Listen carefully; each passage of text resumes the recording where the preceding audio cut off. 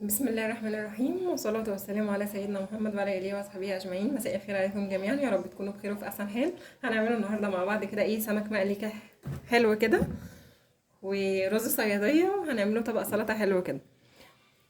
أنا معايا هنا السمك ده سايباه في المية كده، وعشان خاطر أنا هعمل الرز الأول وهرجع أنضفه.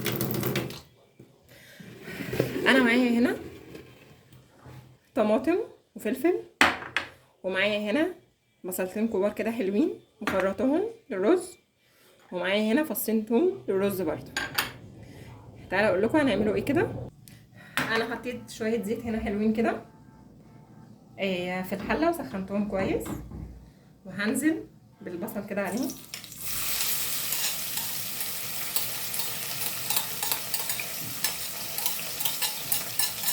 جربوا طريقه الرز ده كده ان شاء الله باذن الله هتعجبكم.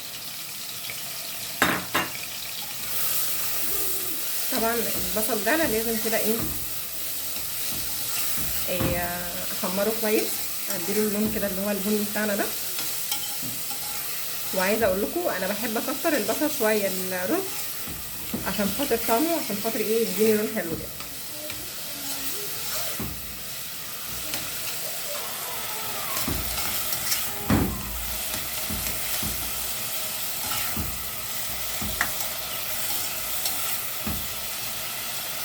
انا هسيبه كده ياخد اللون براحته. حبايبي ده البصل اهو بعد ما اتحمر اهو. انا بحب احمره كويس قوي عشان خاطر يبقى حلو معايا كده. وهنزل بفصين الثوم المهروسين دول كده عليه.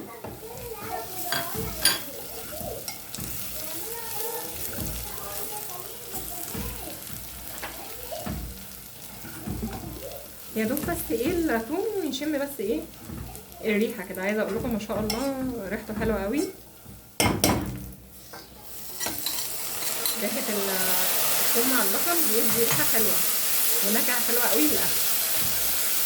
انا نزلت كده بالطماطم والفلفل اهو، وهقلبهم كويس كده،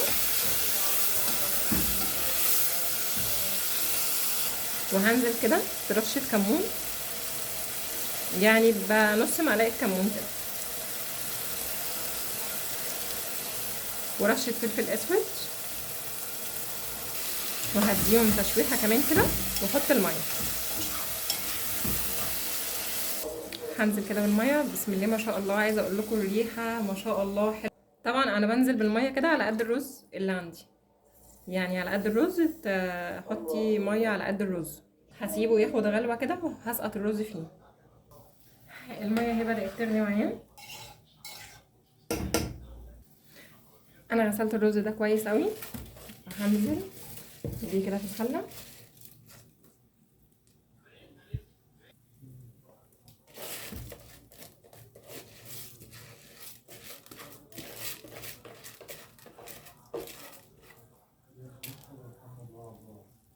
انا هنزل عليه كده بالملح اهو، هظبط الملح بتاعي وهسيبه لحد ما يتشرب، وهحطه كده على نار هاديه، وهوريهولكم بعد ما يستوي ان شاء الله. طبعا انا حاطه الميه على قد الرز اهو زي ما انتم شايفين اهو. طبعا انا مسكت السمكيه اهي قصقصتها زي ما انتم شايفين، وهنضفها كده من جوه واغسلها كويس، وهنضف السمك ده وارجع لكم تاني عشان بس مطولش عليكم الفيديو. حبايبي ده السمك اهو بعد انا ما فتحته كده ونضفته. عايزه اقول لكم ما شاء الله اللهم بارك، بطنه كانت نضيفه جدا. فانا هديله شطه كمان كده معاكم.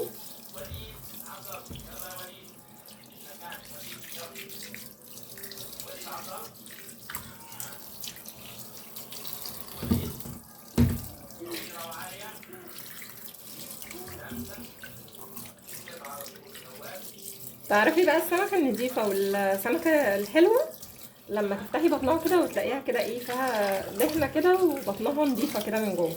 مش مهم تكون بترخه يعني او فيها بتاريخ، اهم حاجه بس كده بطنها كده تبقى نضيفه كده من جوه وفيها دهنه.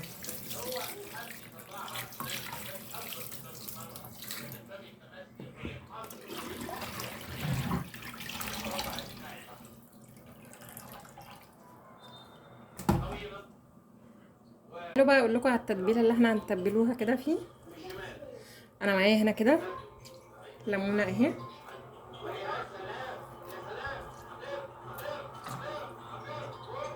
انا عصرت كده ليمونه عليه اهو، وهنزل كده بشويه خل كده حلوين عليه كده. عايزه اقول لكم التتبيله دي بتخلي طعم السمكه في حته تانية خالص.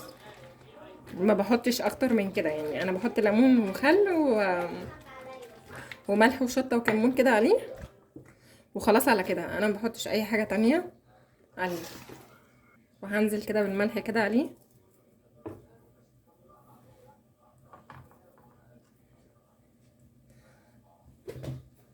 جربوا بس الطريقه دي وان شاء الله كده ايه تعجبكم.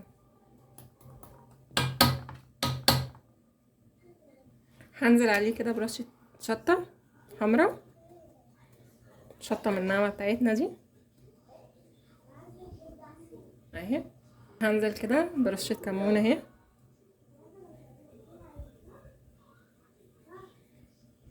وهسيبها كده لمده 10 دقايق او ربع ساعه. طبعا انا مقشره راسين توم كده حلوين كده محترمين للسمك، وهنزل كده معلقه صغيره ملح، شويه كمون كده، وشويه شطه حمرا. هنعمل الحاجه دي كده وارجع لكم حبايبي. دي الحاجه اهي بعد ما هرستها. انا هبدا كده احشي، وبرده هسيبه في التتبيله عادي خالص. عايزه اقولك لو سبتيه في التتبيله من يعني من وقت ما بتعمليه لحد تاني يوم كده مش هيجرى له اي حاجه، بالعكس هيشرب من التتبيله دي بتاعته دي، وهتلاقي كمان ايه طعمه بقى احلى.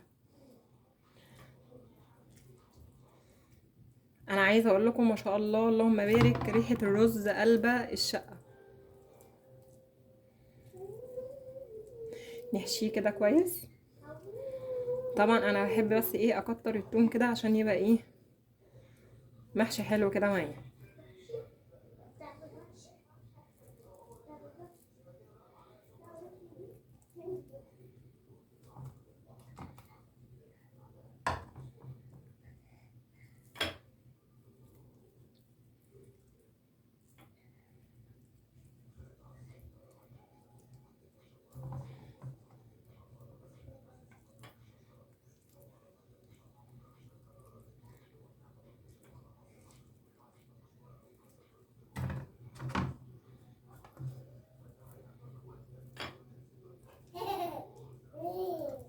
انا هسيبه شويه كده برضو وارجع لكم تاني.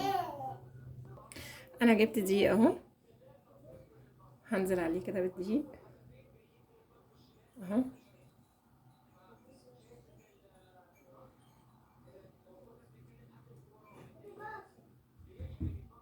وهبل ايدي ميه كده. انا بليت ايدي ميه، هنزل بيها كده على السمكيه كده. تمام، السمكيه كده بالطريقه دي كده هتطلع مقرمشه معايا اهي.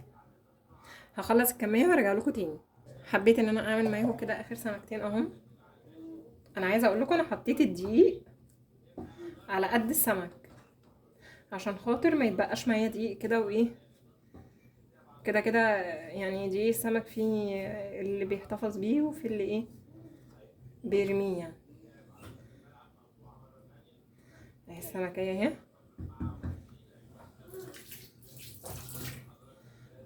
وهبلها كده ميه اهي.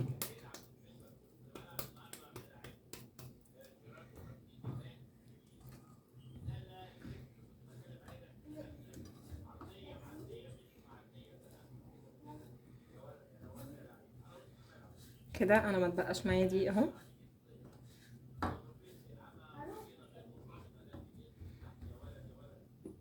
اهو معلق اهو. انا جبت زيت كده سخنته وهنزل كده بالسمك كده.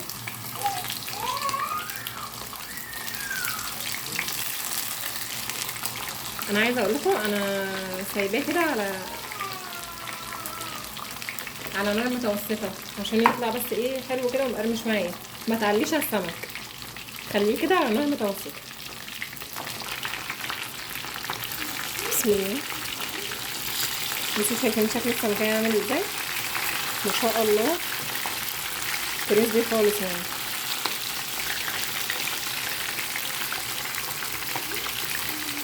انا هخلص الكمية دي ان شاء الله كده واخلص الاكل وهوريكم النتيجة بعد ما تطلع ان شاء الله. حبايبي ده الاكل اهو بعد ما خلص معايا. اتمنى يكون الفيديو عجبكم النهارده. متنسوش الاشتراك في القناه وتفعيل الجرس عشان يوصلكم مني كل جديد. السلام عليكم ورحمه الله وبركاته.